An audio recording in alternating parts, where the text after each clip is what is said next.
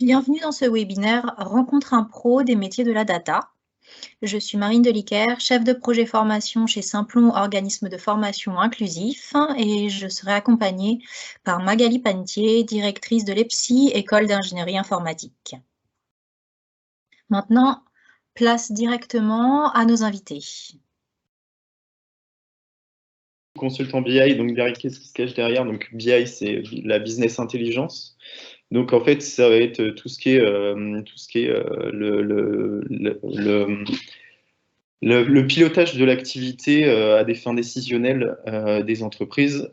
Et du coup, en tant que consultant, donc je suis là pour conseiller et accompagner le client sur ces sujets-là. Merci. Mayol, quelques mots de présentation et peut-être de ce qui te différencierait, ce qui différencierait ton métier de celui de François, ou ce qui vous rassemble, peut-être. D'accord. Donc du coup, Mayol Lombard, je suis data scientist. Je gère en fait un bureau d'études spécialisé en sciences de la donnée, donc l'équivalent français qui s'appelle Maestria Innovation. Et donc la data science, alors ce qui nous rapproche avec François, ça va être la data, sauf que, ou les données. Donc les données, on peut faire plein de choses avec, et donc la data science, ça couvre à peu près toutes les méthodes qu'on peut utiliser pour les exploiter, que ce soit pour les visualiser, pour faire des tableaux de bord, ou pour que ce soit pour créer des algorithmes prédictifs ou des IA, des intelligences artificielles, etc. Donc le métier de la data science est très large. Et je pense qu'on aura l'occasion d'un peu plus détailler par la suite. Merci, en tout cas, merci à vous deux. N'hésitez pas, vous avez le chat pour nous transmettre vos remarques et vos questions. N'hésitez pas à mettre quelques mots-clés pour vous. C'est quoi la data, les données? Qu'est-ce qui se cache derrière? Est-ce que vous avez déjà quelques noms? On a cité déjà deux. Quelques noms de métiers de la data, et ce qui pourrait être intéressant déjà, c'est parmi effectivement les remarques qu'on va avoir dans le chat, de pouvoir mettre quelques mots sur c'est quoi la donnée, est-ce qu'on la retrouve dans toutes les entreprises, pas dans toutes les entreprises, dans certains secteurs d'activité, qu'est-ce qu'on en fait, est-ce que c'est des petites données, des gros panels d'eux? Enfin, voilà, est-ce qu'on peut défricher déjà ça et ensuite essayer plutôt de rentrer en davantage d'explorer vos parcours? Donc tu veux qu'on dégrossisse ok. Oui, est-ce que, voilà, qu'est-ce qui se cache derrière data, données? Est-ce que c'est dans toutes les entreprises, dans quelques entreprises? Je me permets juste de mettre une petite présentation. À ce moment-là, ce sera peut-être plus. Est-ce que tu as un slide? On a déjà du coup un retour dans le chat, la sécurité des données de l'entreprise.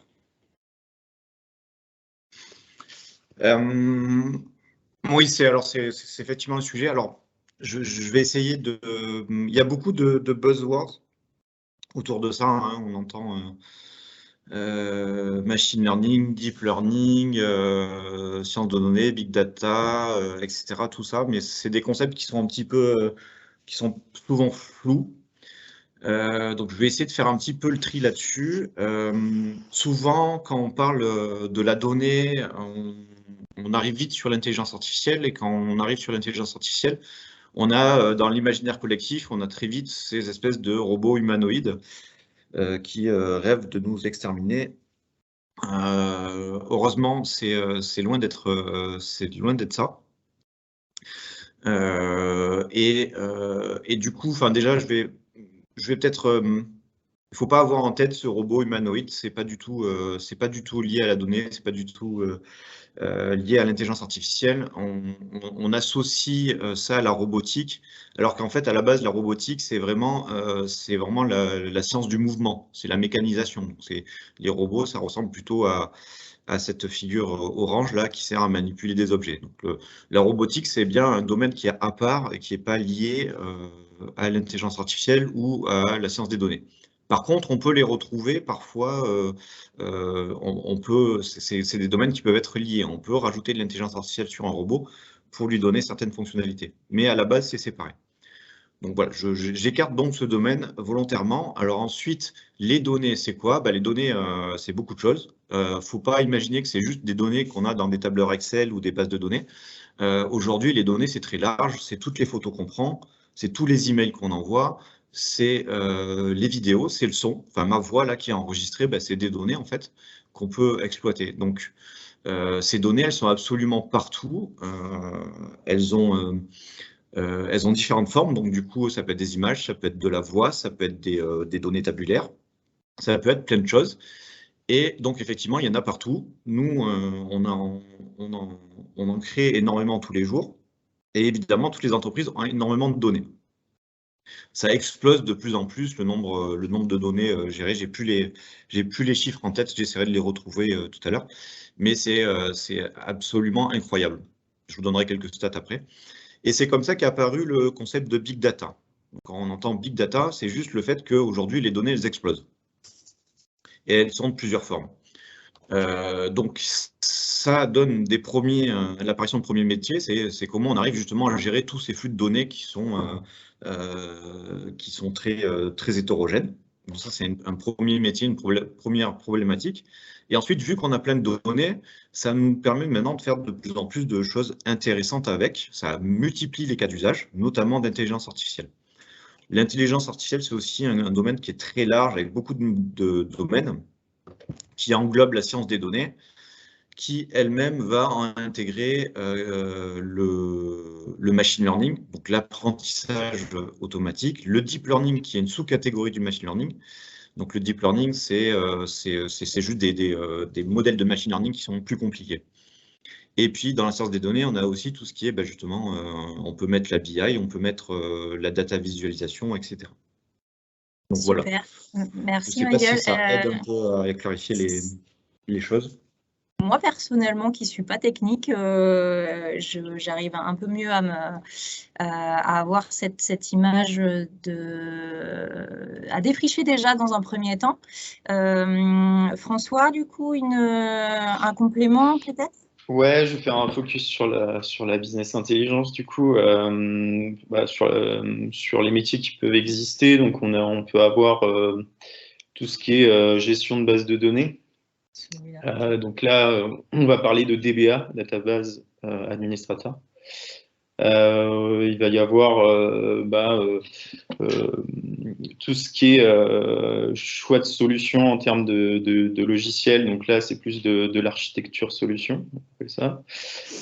Et puis, qu'est-ce que je peux dire d'autre aussi? On parle aussi de data analyst, voilà, on voit sur ton schéma, qui est un peu le rôle qui va faire la communication avec le métier, savoir quelles données on va pouvoir mettre en valeur.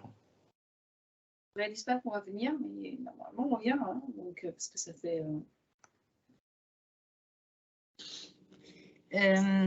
Merci à vous deux. Je pense qu'on a commencé un peu à défricher les métiers. Donc, François nous parlait d'un database administrator, un data analyst, Mayol data scientist.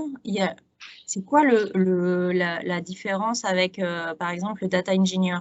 Est-ce que, on va dire en 2 mots, est-ce qu'on peut avoir des défrichage de ces trois-là là? Je les vois bien avec différentes compétences, on va dire, associées. Oui, en fait, le schéma, je trouve qu'il résume bien. Alors après, on a effectivement on peut avoir des métiers qui ont un autre nom qui sont très proches. Mais grosso modo, oui, on va avoir, on va dire, ces 3 catégories qui vont faire appel à des compétences qui sont les grands cercles verts, là. Donc, plus des compétences algorithmiques, maths, stats, des compétences qui sont surtout du software engineering, donc surtout de l'informatique en fait, hein. C'est vraiment des compétences informatiques. d'infrastructures, de tuyaux, etc. Donc, par où passent les données, etc.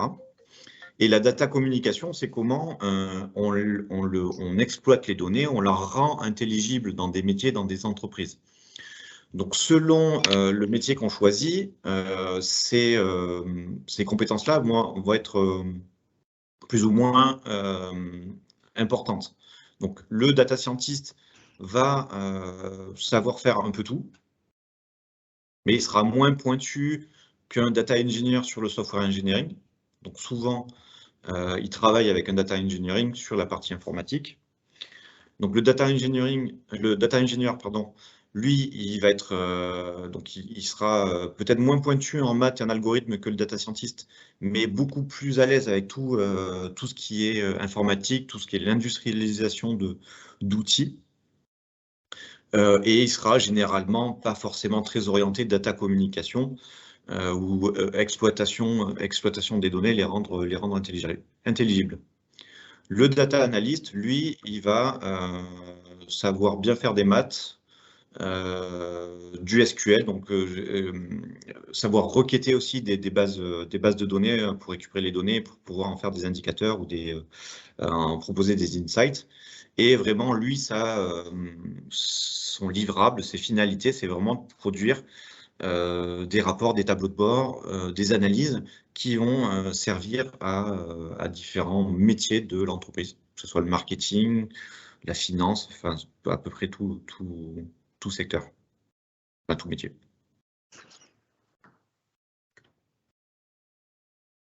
Merci, du coup, c'est plus clair, en tout cas, pour les différents métiers qui peuvent se cacher, en tout cas, et les différents noms qui peuvent se cacher derrière la donnée, derrière la data. Avant d'attaquer un peu dans le vif du sujet avec le machine learning, à quoi ça sert, on peut peut-être reprendre vos parcours et particulièrement ce qui permet aujourd'hui potentiellement d'atteindre justement ces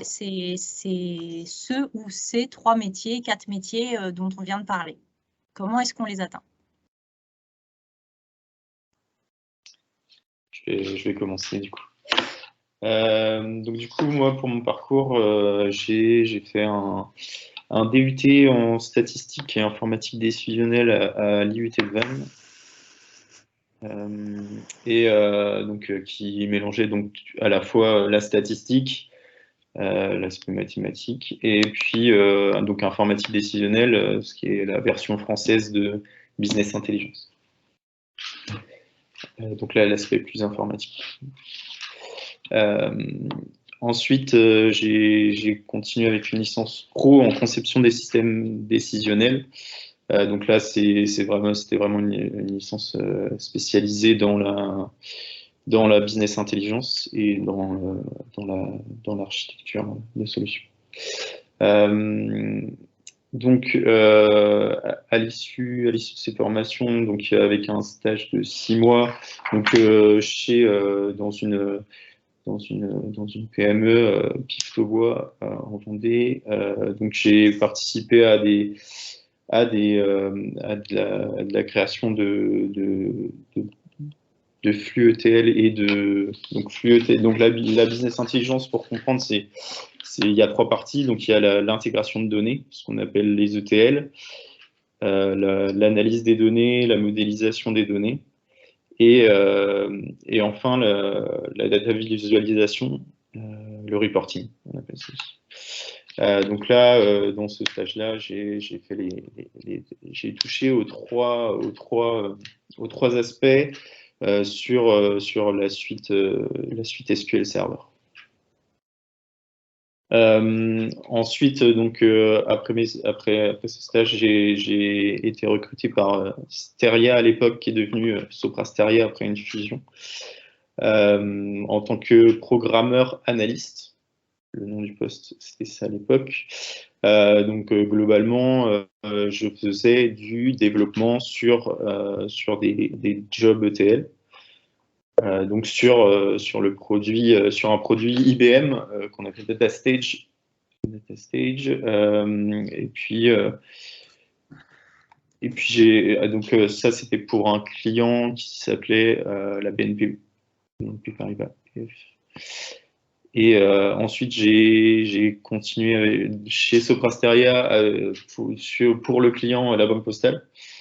Donc là on a intervenu sur des builds et sur de la maintenance, donc sur des sujets également de flux d'intégration de données, donc flux ETL, Data Stage, et puis aussi de la création de rapports d'activité, donc sur différents sujets, à la fois sur de la gestion de relations clients ou sur des problématiques plus de marketing et de comptabilité.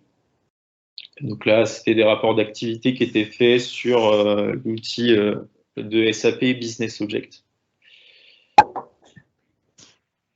Et donc ensuite j'ai participé à un projet donc de big data, donc là plus spécialisé sur les aspects d'intégration de données, donc pas forcément la partie machine learning et tout ce qui était fait ensuite, mais plutôt l'alimentation d'un data lake. Donc donc tout ça sur Hadoop, voilà, c'était fait. Et enfin en 2018 j'ai rejoint Capgemini pour être référent technique sur un projet donc de BI pour la SNCF. Donc ce projet concernait l'activité de gestion du matériel.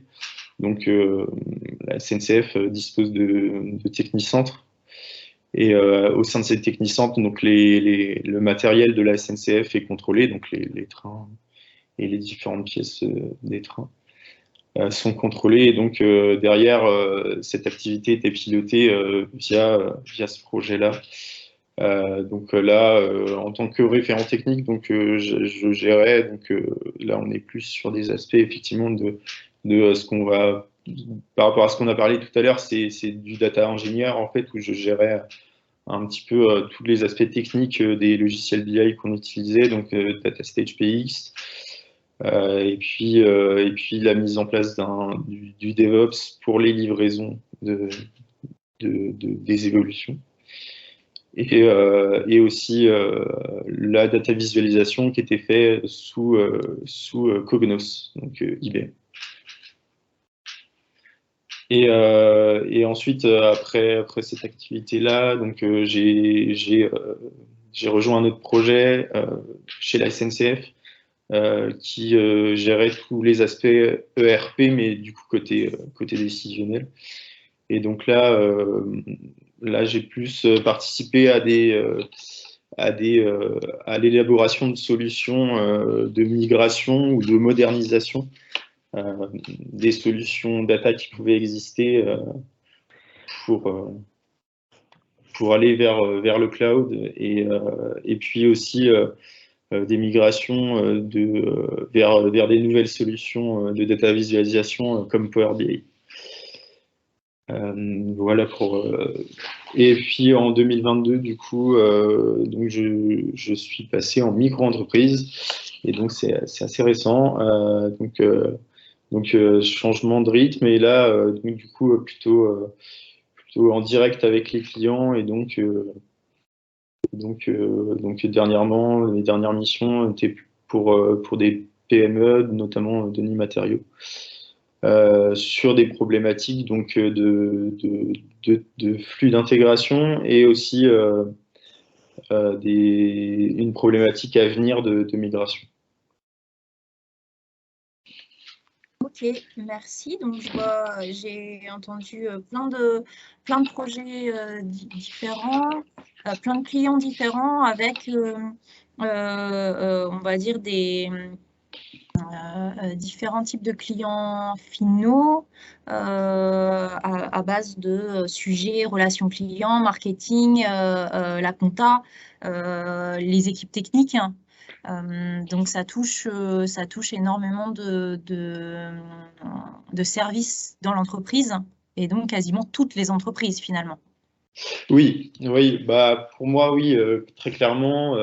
Après, toutes les entreprises, il faut quand même avoir un minimum de salariés. Je pense qu'une entreprise avec peu de salariés n'aura pas forcément les besoins. Mais à partir du moment où on a des vrais services au sein de l'entreprise, oui, il y a des vrais besoins au niveau de la BI.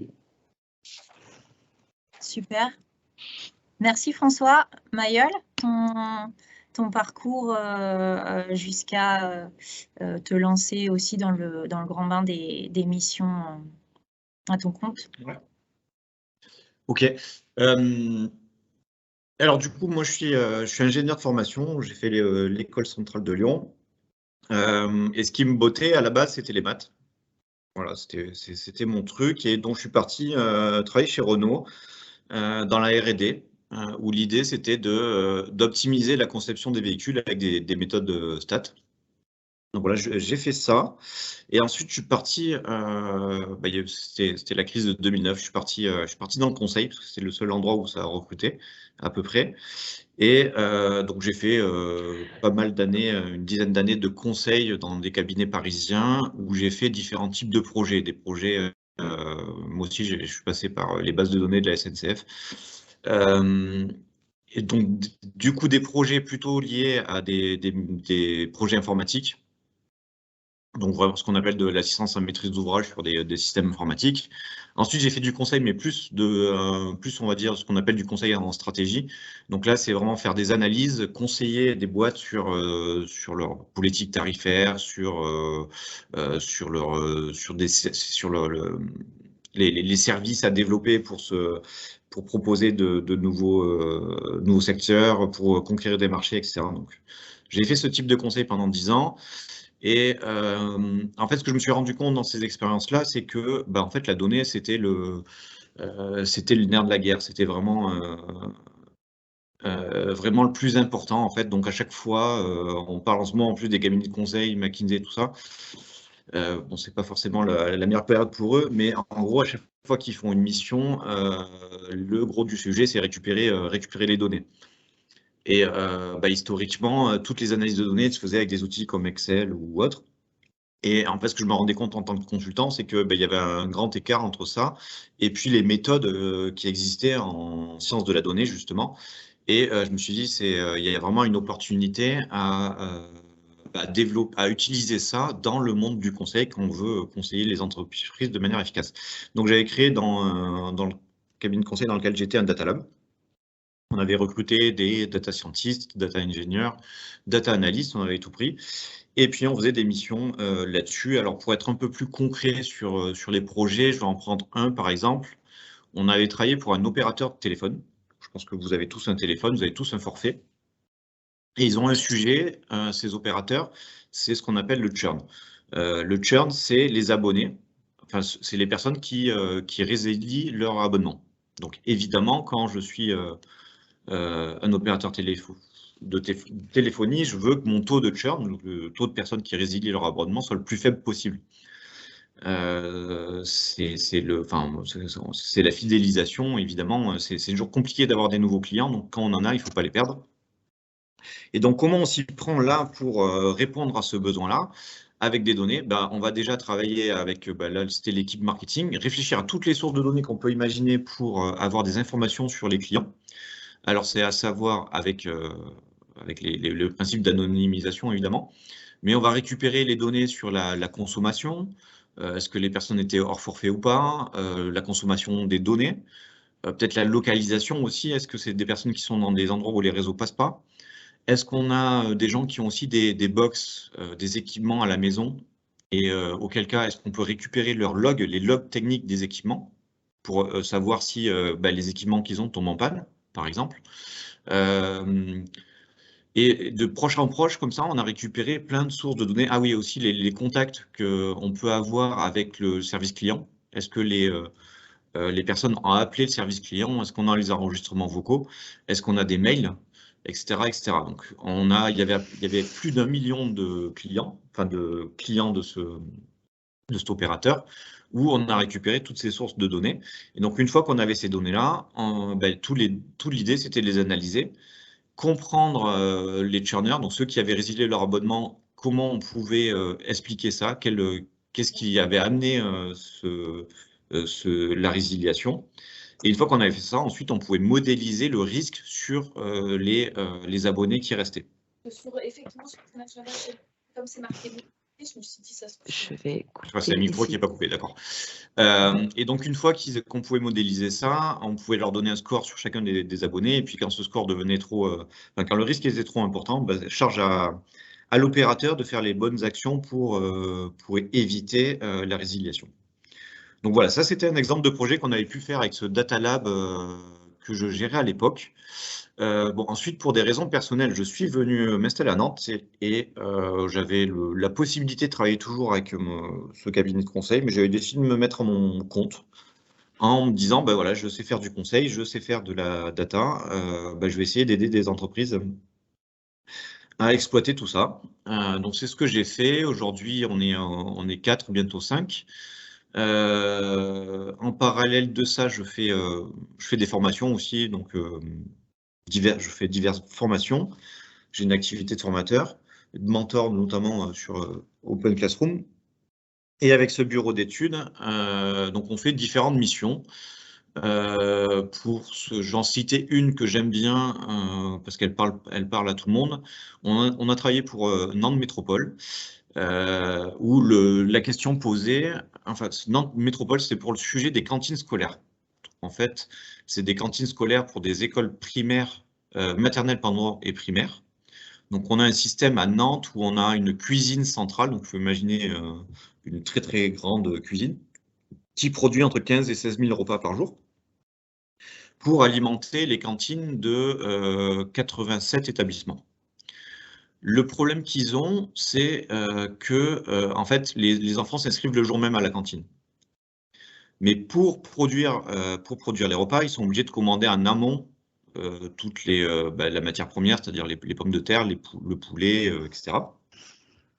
Et donc, du coup, ils sont obligés d'estimer, on va dire, un mois à l'avance, le nombre d'enfants qu'ils vont avoir sur une semaine donnée, enfin chaque jour, pour pouvoir commander les bonnes quantités.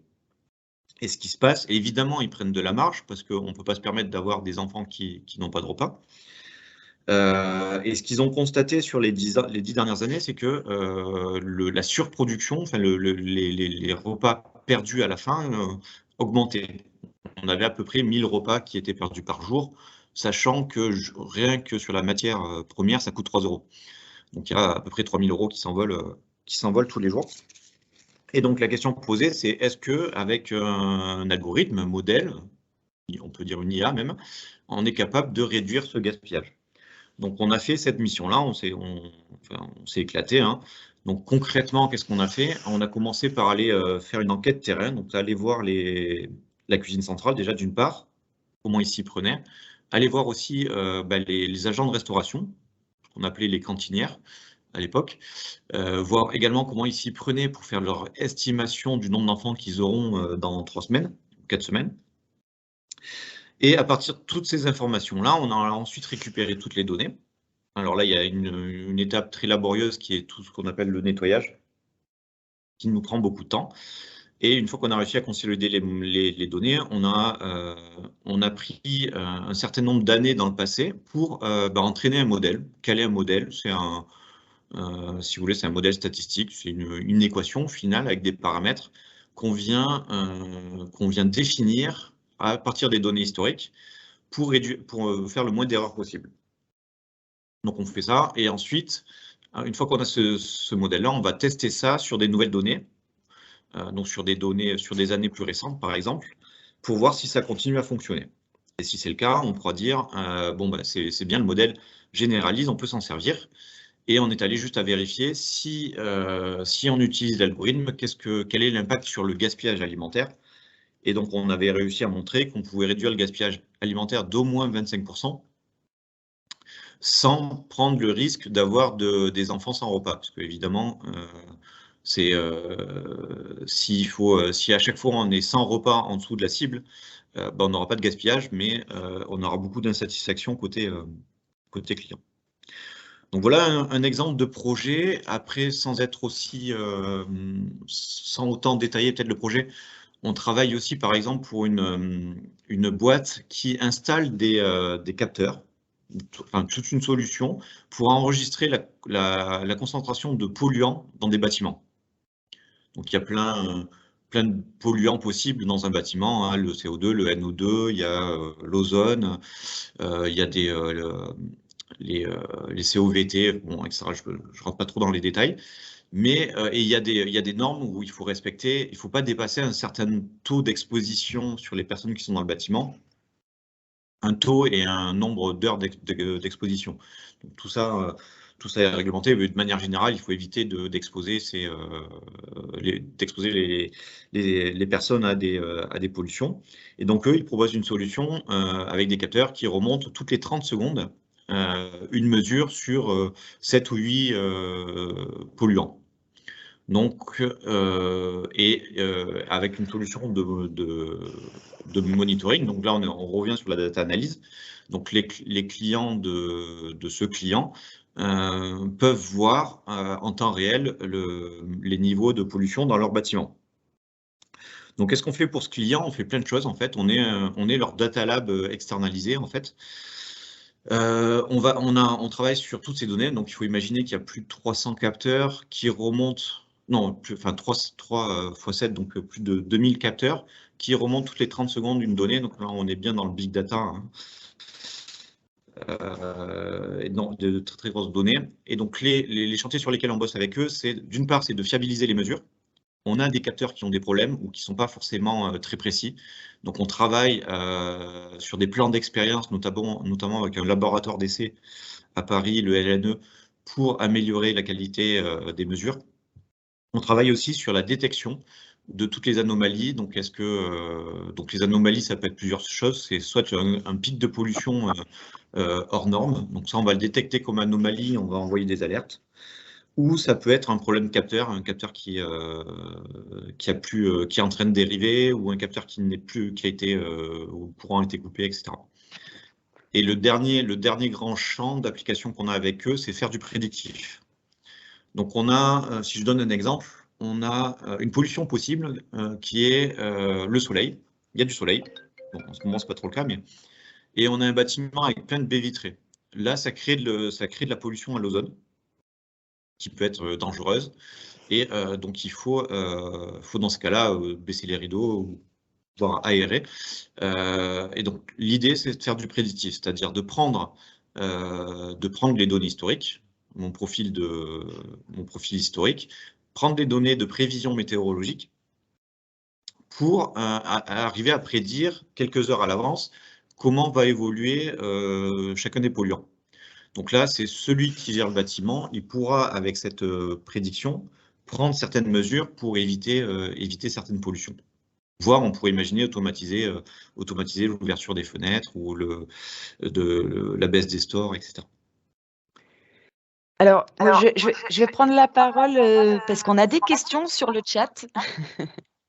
Oui. Des questions qui portent un petit peu sur est-ce que, en gros, déjà, la première question, c'est pour devenir peut-être, alors, soit data analyst ou soit data scientist, est-ce qu'il existe des formations qui soient courtes et qui permettent justement, sur un public en reconversion, d'aller vers ces métiers-là? Et le public, effectivement, qui potentiellement pourrait intégrer des formations en reconversion, est-ce qu'il y a des prérequis déjà qui sont nécessaires, comme par exemple un niveau de maths? Voilà, là, on a déjà eu des questions par rapport à ça. C'est l'accessibilité finalement à ces emplois via des formations qui pourraient être plus courtes, puisque je pense que les personnes devaient se référer à vos parcours respectifs. Donc, est-ce que c'est possible déjà de devenir data analyst, déjà dans un premier temps sur un parcours un peu plus court? Alors moi, je dirais que le métier le plus accessible, là, pour des gens qui ne sont pas techniques, scientifiques, c'est le métier de data analyst. C'est celui qui est le plus accessible pour moi. Alors, sur les formations, moi, ce que je connais et qui marche bien, c'est... enfin, déjà, je vais commencer. Le data analyst, c'est quelque chose qui est très recherché aujourd'hui. Aujourd'hui, en ce moment, la tendance, c'est data engineer qui est très recherché et data analyst. Data scientist, un petit peu moins. C'était la grosse mode il y a quelques années, mais ça a un petit peu baissé. Donc, data analyst, il y a beaucoup de demandes sur le marché. Sur les formations, alors je pense qu'il en existe plein. Après, je vais parler de ce que je connais, puisque je suis mentor Open Classroom. Je suis mentor Open Classroom sur le parcours Data Scientist et Machine Learning. Et je suis aussi mentor sur le parcours Data Analyst. Donc, c'est une formation que je connais bien. Donc, normalement, je pense que ça doit être entre 12 et 18 mois. La formation, donc c'est à distance avec un mentor qui vous suit, avec qui vous faites un point toutes les semaines. Et les prérequis. Donc voilà, ça prend. Généralement, c'est quasiment tous les étudiants y parviennent. Ça se passe très bien, ça finit même en avance. Qu'est-ce que je veux dire sur les prérequis? Je pense ce qui peut, en fait, ce qui va être un petit peu dimensionnant, on va dire, il y a quand même des aspects, mathématiques, surtout statistiques, qui sont pas forcément simples pour tout le monde. Donc du coup, il faut un petit niveau mathématique, mais je dirais bac, ça suffirait, je pense presque. BTS, c'est beaucoup plus, c'est mieux. Après, voilà. Après, il n'y a pas besoin de forcément savoir coder, d'avoir d'expérience là, même si bien sûr c'est mieux. Je pense que le vrai prérequis, je pense, moi, c'est il faut si on a un esprit logique. On n'a aucun problème pour s'en sortir sur ces parcours-là. Donc, si on est attiré, si on aime les énigmes, si on aime analyser, résoudre des problèmes, indépendamment si on sait faire des stats ou des maths ou si on sait faire un peu de code, on n'aura pas de mal. En fait, Après, sur les... Oui, Oui. effectivement, sur la partie data analyst, alors pour un petit peu compléter, il y a différentes formations qui existent, qui sont accessibles en fonction de ce que vous connaissez en amont, donc des prérequis, effectivement, parce que vous n'allez pas pouvoir, comment dire, je vais vous donner un exemple, c'est qu'aujourd'hui, effectivement, il y a des formations qui sont au niveau de la reconversion, mais qui nécessitent quand même des connaissances suffisantes pour pouvoir intégrer des entreprises. Et aujourd'hui, se former, c'est bien, mais l'objectif, c'est l'employabilité. Et en fonction des personnes, parfois, il y a des personnes qui, par rapport à leur expérience, par rapport à leur connaissance, une formation peut-être de 3 mois va suffire parce qu'ils viennent chercher un complément justement de compétences. Et puis pour d'autres, peut-être qu'ils seraient un petit peu plus éloignés de ces emplois-là. Effectivement, on va plutôt axer sur des formations peut-être de 12 mois, de 15 mois, de 17 mois, voire de 2 ans. Et ça, en fait, on peut pas vous transmettre une réponse qui soit généralisée parce que ça dépend de vous, ça dépend de chacun, ça dépend de vos connaissances. Effectivement, moi, je rejoins Maëlle en disant qu'il faut avoir cet esprit logique. Être logique ne veut pas forcément dire être bon en maths, dans le sens où, je m'explique parce que dans les maths, parfois, on avait des évaluations où il fallait retenir certaines formules. On avait par contre toute la logique entre guillemets algorithmique, enfin toute la logique de raisonnement, et en fait on faisait des erreurs de calcul et du coup on avait des mauvaises moyennes en maths. Donc après, être bon en maths ou mauvais en maths, c'est pas forcément ça qui est important, c'est vraiment cet esprit de logique. Et effectivement, sur la modélisation statistique, généralement ce sont des notions qui sont assez bien appréhendées de personnes qui sont logiques, en fait, dans le sens. Et effectivement, dans toute la partie data analyse, on va retrouver forcément un peu de tout ce qui est modélisation statistique, etc. Mais on va retrouver de la base de données, on peut retrouver également du Python, on peut voilà, retrouver pas mal de choses. Et après, ce qu'il faut savoir, c'est que autant auparavant, un nom de métier était égal vraiment à une fonction. Aujourd'hui, quand on fait une formation, ça nous ouvre des portes sur différents métiers, qui soient potentiellement dans le domaine, dans la data, puisque là, on est dans la data. Mais je pense qu'il ne faut pas se fermer des portes et aller échanger avec les différents organismes de formation, aller essayer de faire des stages d'observation, de discuter sur LinkedIn avec des consultants BI, des data scientists, des data analystes pour savoir un petit peu, voilà, eux, quels ont été leurs parcours, parce qu'il y a plein de parcours possibles et il y a plein d'opportunités possibles. On avait une autre question également de Morane qui demande: est-ce que vous avez des ressources pour comprendre le monde de la data, surtout le vocabulaire de la data, au-delà des métiers présentés aujourd'hui? Alors effectivement, je pense que quand on entend BI, quand on entend machine learning, deep learning, est-ce que peut-être vous, en tant qu'expert dans le domaine, vous avez des pistes, des sites à donner qui permettraient en tout cas aux différentes personnes de mieux s'approprier ce langage?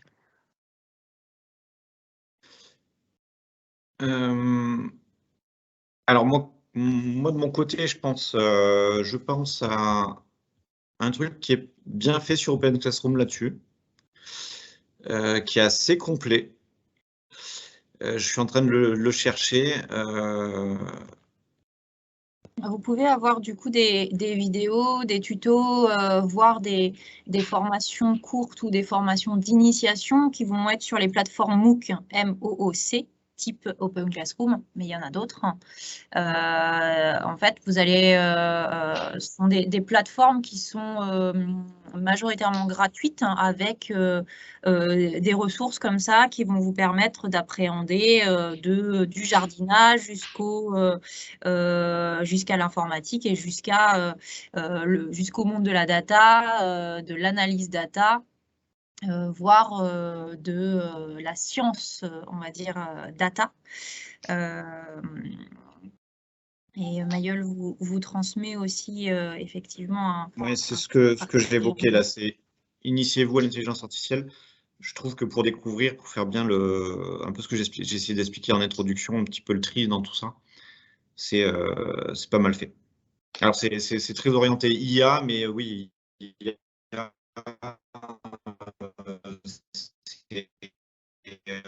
enfin, on a encore la grosse majorité des intelligences artificielles qui sont liées à la donnée, donc. Ah, on ne t'entend plus trop, Mayol. Donc, un cours qui serait vis-à-vis de la donnée, mais aussi vis-à-vis de l'IA. François, des idées de ressources ou conseils que vous pourriez donner aux personnes qui nous écoutent là? Il existe pas mal de choses sur LinkedIn Learning, mais c'est nouveau. Sinon, je conseille. Alors, j'ai pas des exemples précis, mais il y a des vulgarisateurs sur YouTube qui permettent de comprendre les concepts cookies connectés sur YouTube, qui vulgarise pas mal tous les concepts informatiques, dont la data aussi. Donc, ce genre de petites vidéos permet en tout cas de mettre un pied dedans et de comprendre un peu de manière très simplifiée les choses. Moi, j'ai une petite question. Est-ce qu'il existe un data pour les nuls, par exemple? Un livre? Non, ils ne l'ont pas sorti. Ça doit exister. Ça doit exister. Peut-être. François, tu parlais effectivement de YouTube. Est-ce que tu as des noms ou des choses que tu peux transmettre dans le chat comme ça? Ouais, je vais regarder. Parce que quand on va regarder sur ce type de support, on peut trouver tout et n'importe quoi et d'avoir des choses qui sont recommandées et qui sont vraiment vulgarisées, qui permettent vraiment d'être sur de l'initiation et marche par marche, de pouvoir appréhender les mots-clés que tu disais, hein, tout simplement tout à l'heure, le data lake, la data visualisation, les ERP décisionnels, le flux d'intégration, la migration. Il y a plein de choses comme ça qui sont qui se cachent derrière ce monde de la donnée et qui je le comprends très bien, mérite d'être un petit peu plus explicité et un peu plus, peut-être un peu plus accessible. Donc, s'il y a des ressources comme ça, est-ce que vous avez d'autres conseils que vous donneriez justement à des personnes qui se disent, moi, je ne suis pas allergique aux maths, j'ai un niveau bac, mais pas forcément bac scientifique, ça peut être un bac ES, ça peut être, voilà, niveau bac, on va dire. Et je suis plutôt logique, je commence un tout petit peu à... Enfin, voilà, j'ai regardé ces vidéos-là, ça m'intéresse. Quels conseils je pourrais avoir pour me lancer, regarder ce qui existe comme type de formation et construire mon parcours et mon projet professionnel dans ce domaine-là.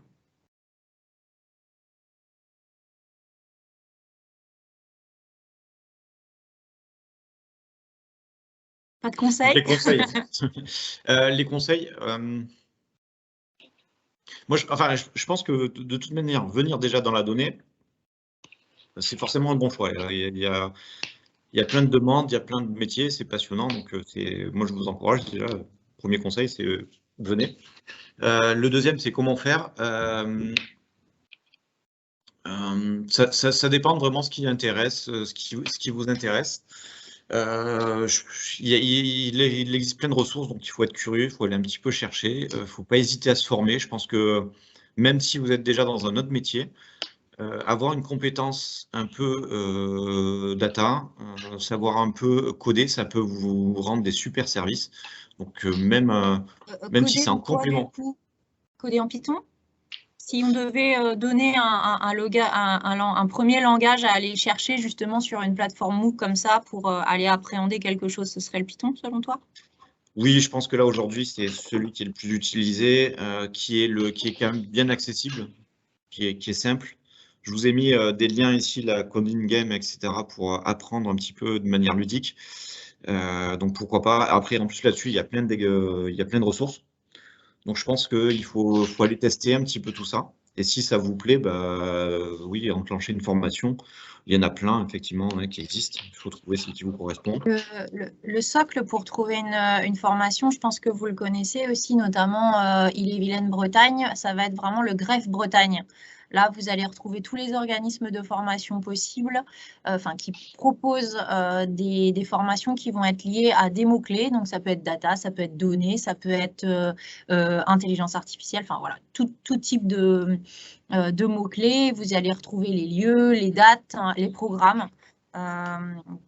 Et donc Magali vous donne le lien, ça va être important pour vous. Ça, c'est le lien socle vraiment pour aller identifier les formations courtes, les formations longues, exactement comme disait Magali, en fonction de votre parcours, de votre envie et aussi de votre niveau de diplôme cible. François, J'ai un autre conseil, Marine, c'est je pense que sur les formations, c'est un métier de toute manière qui est essentiellement pratique. Donc si j'ai une grosse recommandation à vous faire, c'est faites une formation qui est pratique, pas une formation théorique. Je pense que c'est pas la bonne façon d'apprendre, surtout si vous voulez le faire vite.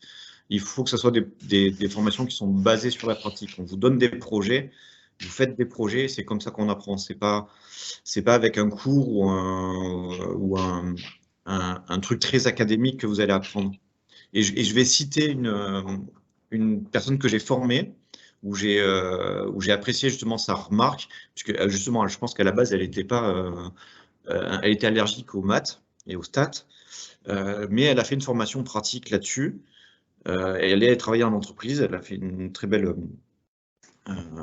reconversion. Elle a fait des trucs vraiment top.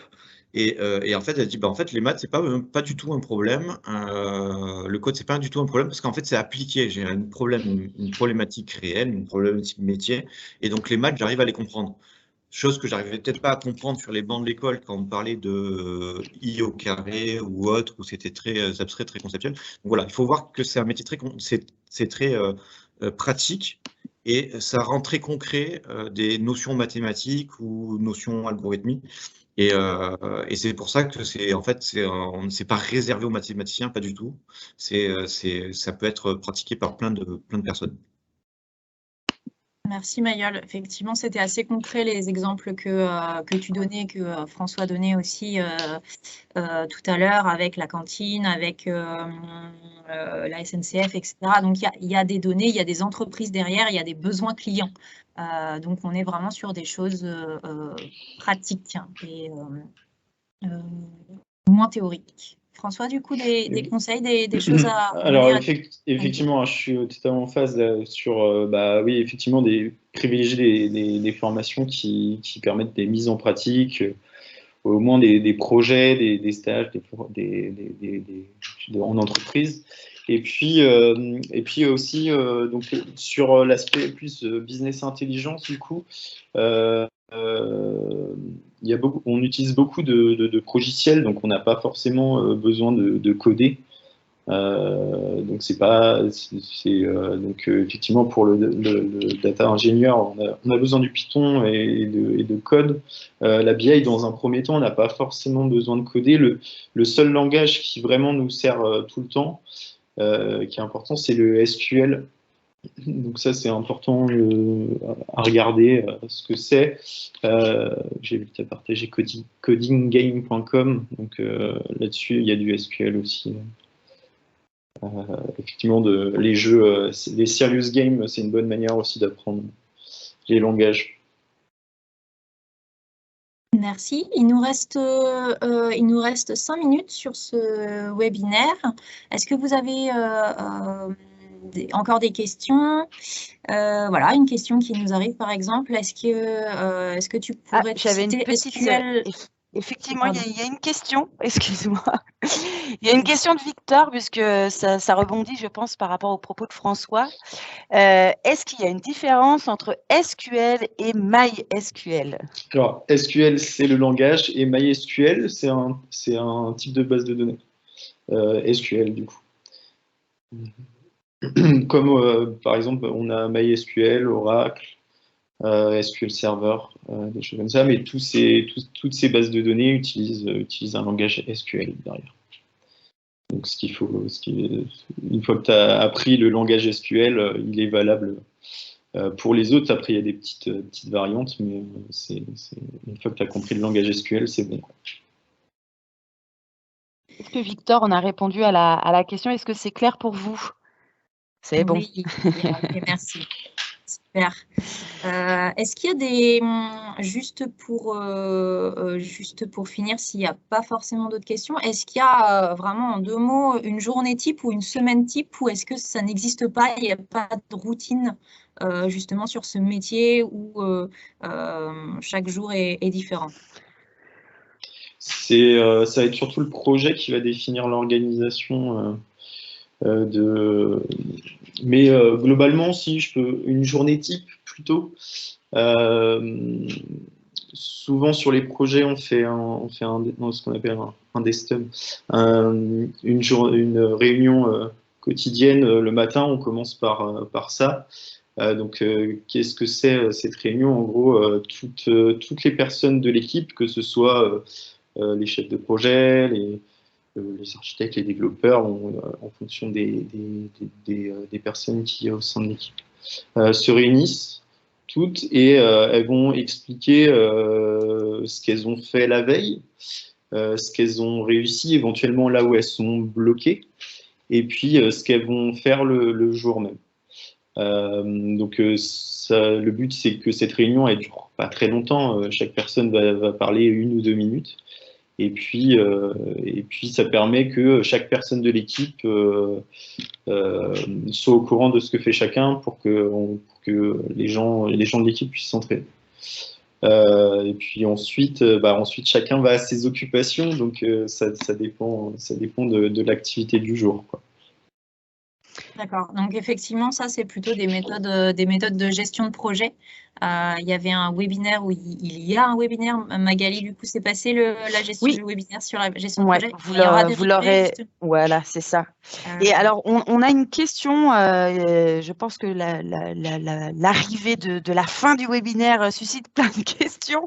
En quelques mots, peut-être Mayol, vraiment très court, est-ce que vous pouvez expliquer la différence entre un data analyst et un data scientist? Je pense que le data scientist c'est assez, ils sont assez proches sur le traitement de la donnée, mais le data scientist, il va rajouter il va se concentrer plutôt que rajouter, se concentrer sur des algorithmes, sur le machine learning, le deep learning, donc sur des méthodes pour créer des modèles ou des cas d'usage.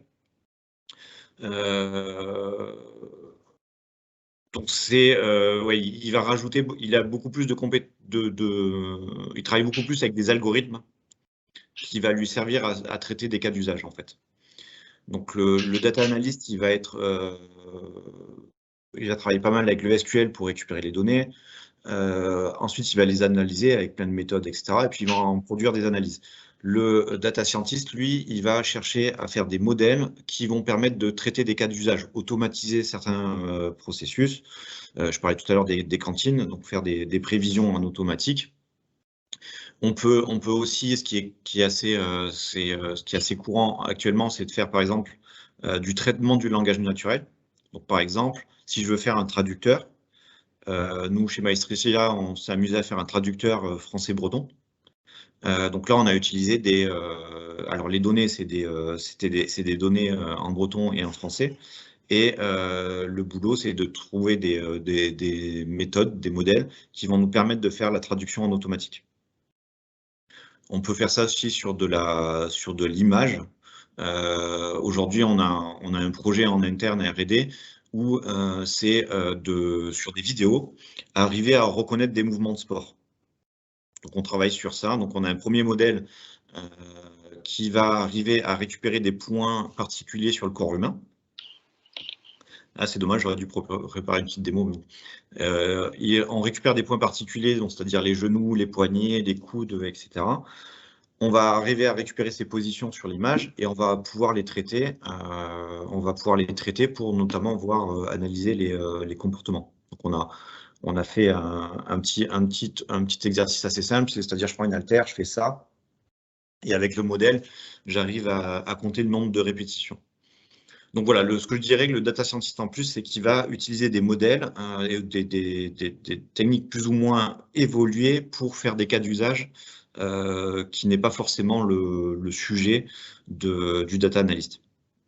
Oui, ça nous permet de répondre à la question tout à l'heure du machine learning, donc l'apprentissage, l'entraînement du modèle et l'apprentissage. Alors, plus on va loin, plus ça devient compliqué. Hein. Le NLP, le traitement du langage, c'est compliqué. Le traitement des images, c'est compliqué. Donc après, souvent, on a des data scientists qui vont se spécialiser sur ce qu'on appelle la computer vision, sur le traitement du langage, etc. Parce que ces algorithmes commencent vite à être très compliqués à comprendre, à appréhender, tous les hyperparamètres qu'il faut optimiser, tout ça. Donc après, on assiste à des personnes qui vont devenir experts sur un domaine particulier. D'accord. Il nous reste vraiment, on va pas prendre beaucoup de temps, mais on a eu plein de questions là. C'était la fin effectivement du webinaire qui a nécessité pas mal de questions qui sont revenues, notamment autour de typiquement, est-ce qu'on travaille beaucoup en distanciel? Est-ce qu'on va beaucoup se déplacer chez le client? Est-ce que vous prenez des stagiaires pour un stage d'observation pour valider le projet professionnel? Et un autre type de question, donc ça c'est plutôt pratico-pratique, le quotidien. Est-ce que c'est du distanciel? Est-ce qu'on va chez le client? Est-ce qu'on va beaucoup? Donc est-ce qu'on se déplace beaucoup? Est-ce que… voilà. Alors, il existe tous les contextes. Après, c'est un métier qui peut se faire quand même à distance, assez facilement. Parce que quand on est en train d'analyser les modèles, quand on est en train d'analyser les données, donc plutôt partie data analysis, business et intelligence, ou quand on est en train d'entraîner des modèles ou développer des IA, ça peut se faire à distance sans trop de problème. Par contre, ce qu'il faut avoir en tête, c'est que je pense qu'il faut garder un lien avec le besoin, avec les clients, etc. Donc, il faut bien comprendre les données. Donc, ça nécessite souvent quand même d'aller se déplacer, quoi. Même si c'est pas fort foncièrement toutes les semaines, tous les jours. Ça dépend vraiment, je pense que je parlais de mon client sur les capteurs. des polluants. Pour le coup, eux, ils sont en région parisienne, nous, on est à Nantes, et on arrive à fonctionner comme ça. C'est une boîte qui fonctionne déjà beaucoup comme ça à la base. Et par contre, de temps en temps, on y va, on va travailler, on va dans leur laboratoire, on fait des tests avec les capteurs, on voit comment les données qu'ils nous envoient, comment elles sont générées, en fait, comment ils font les essais. Donc, il faut quand même se déplacer. Je parlais des agents de restauration, c'est pareil, on est allé dans les cantines, ça, je pense que c'est très important. Parce que finalement, pour comprendre ce qui jouait dans la fréquentation des cantines, moi, j'avais mes intuitions, elles étaient fausses. Et les agents de restauration m'ont dit ce qui jouait vraiment, et j'ai pu le vérifier en faisant des stats. Donc je pense que c'est important de garder vraiment un soin, de bien comprendre le contexte, le métier, enfin ce qu'on cherche à faire. Alors, est-ce que c'est en pleine mutation? Oui, c'est en pleine mutation. Enfin, on va de plus en plus loin dans ce qu'on peut traiter. Ce qui a des mutations aussi, c'est qu'on a beaucoup de choses maintenant qu'on peut automatiser. Donc, notre métier devient de plus en plus ouvert. On peut avoir des gens qui utilisent les algorithmes sans vraiment les connaître, savoir comment ça fonctionne dedans. Donc, c'est de plus en plus, ça se démocratise, on va dire. Il y a une question que je trouvais intéressante. Est-ce qu'un data analyst peut devenir data scientist et inversement, est-ce qu'un data scientist peut devenir data analyst ou est-ce qu'il l'est déjà? Un data scientist, je pense, peut être data analyst. Et il lui manque peut-être le SQL, mais je pense qu'il n'aurait pas de mal à monter en compétence dedans. Donc, le schéma classique, c'est plutôt passer par data analyst et devenir progressivement data scientist. C'est plutôt dans ce sens-là que ça se passe. Super.